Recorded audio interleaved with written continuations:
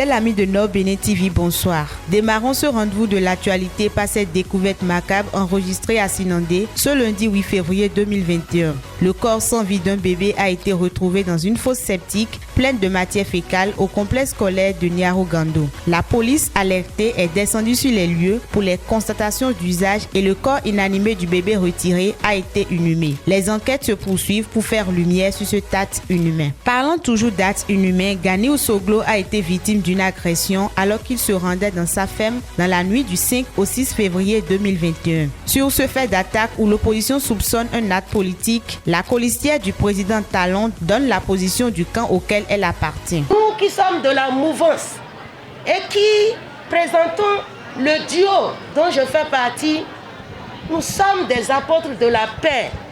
Nous ne savons pas attaquer. Toujours dans cette dynamique de paix, les membres du bureau national du réseau Ousmane Traoré ont entamé depuis mercredi une tournée de sensibilisation pour une présidentielle apaisée. Ils doivent sûrement aller faire leur devoir citoyen, qui est de voter au candidat de leur choix, mais pas de se mettre à faire de la violence. Restons toujours dans ce dynamisme des élections présidentielles apaisées pour retrouver l'ancien président Thomas Boni Yayi qui, à travers sa page Facebook, appelle le peuple béninois au dialogue et au consensus dans la gestion des affaires de notre cité commune. Je lance un appel patriotique aux forces armées d'aider par l'abstention de l'usage de la force à la relance des bases du consensus issu de la conférence nationale de 90. Le Bénin a besoin des forces armées du peuple et je sais pouvoir savoir compter sur la sagesse de nos frères d'âme. Le Bénin ne doit pas être un problème pour nous, ni pour le monde en général et en particulier tout au long du prochain scrutin que nous voulons consensuel, ouvert, équitable et transparent, a-t-il posté ce 9 février 2021. Au cours de la semaine, le Bénin a reçu les émissaires de l'ONU et de la CEDEAO qui sont venus s'enquérir des nouvelles concernant les préparatifs des élections d'avril prochain. Mohamed Ibn Chambas et Charlie Ayoko Bochoué invitent les différents acteurs à privilégier le dialogue et la paix. Pendant ce temps, la Commission électorale nationale autonome Sénat a réceptionné le fichier électoral. C'était dans la soirée de ce mercredi que le COS Lépi a transmis la liste électorale qui a subi une progression de 5%. Au total, 5